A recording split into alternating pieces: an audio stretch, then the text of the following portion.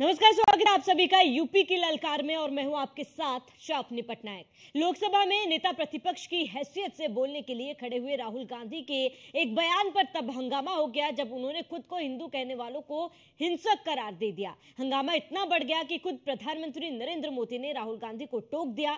बाद में गृह मंत्री अमित शाह ने भी पलटवार किया। राहुल गांधी सदन में भगवान शिव की तस्वीर भी लेकर पहुंचे थे। बहरहाल सवाल उठता है कि आखिर राहुल गांधी इस तरह के हथकंडे अपनाकर साबित क्या करना चाहते हैं? क्या राहुल खुद ज्यादा बड़ा हिंदू साबित करने में मिसफायर हो गए हैं? और इस मुद्दे पर बात करेंगे, लेकिन उससे पहले ये रिपोर्ट देखिए।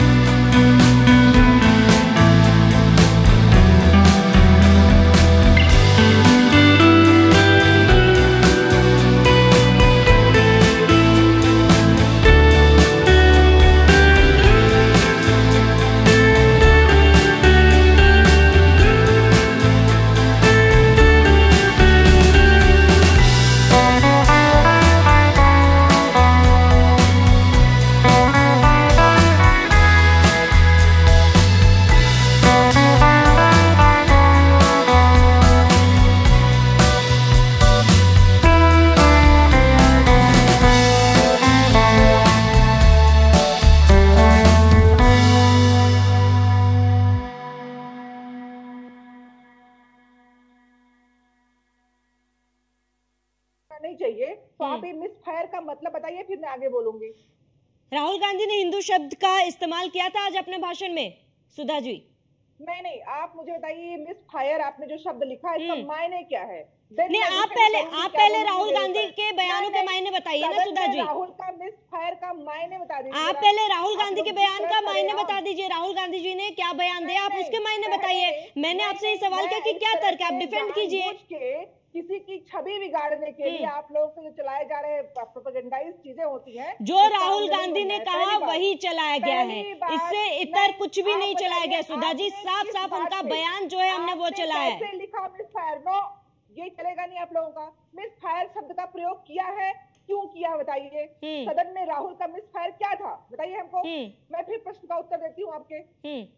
जानबूझ के आप लोग किसी को प्रोपेगेंडाइज करने के लिए किसी के बारे में जो वो मुद्दे उठा रहे हैं उनकी बात ही नहीं करनी। ठीक है सुधा जी, आपने राहुल गांधी, ठीक है सुधा जी, आपने राहुल गांधी का बयान सुना। अभी आप नहीं सुनिए, पहले आप कह रहे हैं कि खुद को हिंदू नेता बताने के चक्कर में कभी आंख मारते हैं, कभी वो करते हैं। कहने का मतलब क्या आप लोगों का? आप लोग जानबूझ के राहुल जी की छवि खराब करने की कोशिश कर रहे हैं क्या? आप भाजपा का एजेंडा चला रहे हैं? पहले आप मुझे इस नहीं, मुझे आप ये बताइए ना, ठीक है, आपको लग रहा है हम क्या हमने राहुल गांधी के बयान को तोड़ मरोड़ के दिखाया? राहुल गांधी जी ने जो कहा है हमने जस के तस सुधा जी वो दिखाया है। आप मेरे को एक बार राहुल गांधी के मायने समझा दीजिए, जो बयान उन्होंने दिया वो क्या कहना चाहते सुधा जी, वो आप बता दीजिए। साल में 70 पेपर लीक, मिसफायर है ये। आप लोग कैसी कैसी चीजों को शुरू करते हैं और क्या कहा उस बात, जरा बताइए आप मुझे।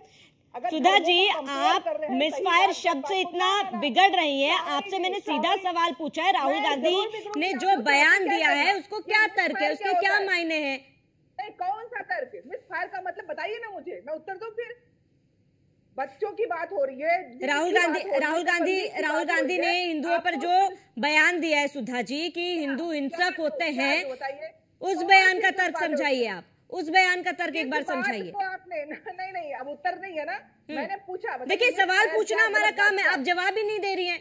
नहीं, आप लोगों का प्रोपेगेंडा करना ठीक है, चलिए सुधा जी, मैं लौटूंगी आपके पास। कंचन गिरी जी हमारे साथ जुड़ी हुई है। कंचन जी, जिस तरीके का बयान आज राहुल गांधी ने दिया है, हालांकि उन्होंने अपने बयान को बदलते हुए कहा कि बीजेपी के लिए वो शब्द थे, वो शब्दावली थे, इस बयान को आप कैसे देख रही है कंचन जी? देखिए, सबसे पहले आपको ये जानकारी लेनी पड़ेगी कि राहुल गांधी कौन है। राहुल गांधी के जो दादा थे वो फिरोज खान और माँ इटली से है। वो हिंदू धर्म को जानेंगे क्या? हिंदू धर्म को समझ क्या सकते हैं?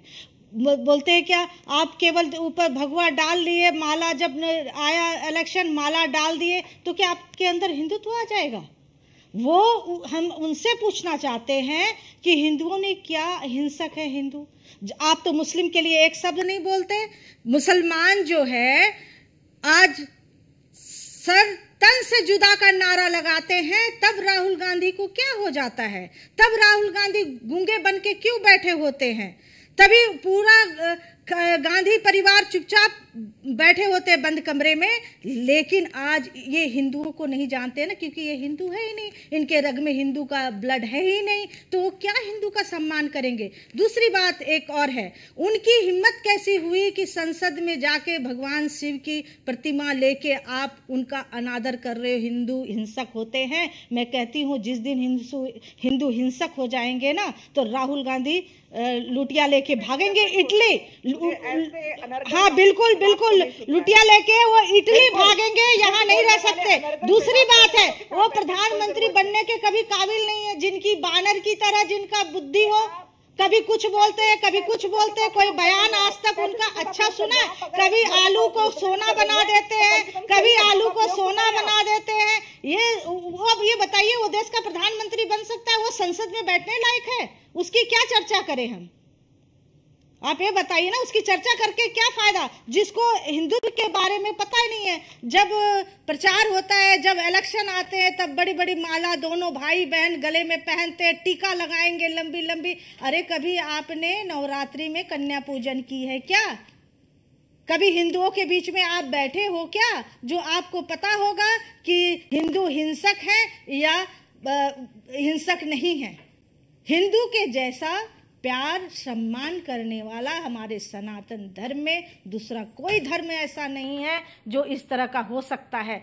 जैसे अभी ये देखिए, पब्लिक सिटी लेने के लिए लोग क्या करते हैं, बस कुछ नहीं मिला तो हिंदू धर्म का भगवान शंकर की प्रतिमा लेके चले गए, नहीं हुआ तो काली माँ के ऊपर टिप्पणी कर दिए, नहीं हुआ तो किसी चीज को लेके। अरे आपने हमारे सनातन धर्म को समझा क्या है?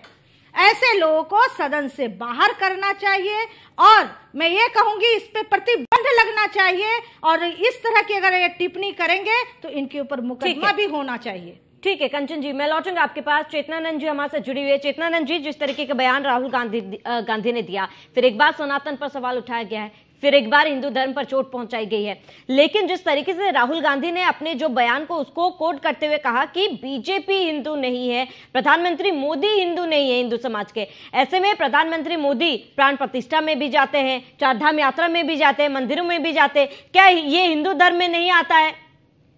कैसे देख रहे हैं आप इस बयान को?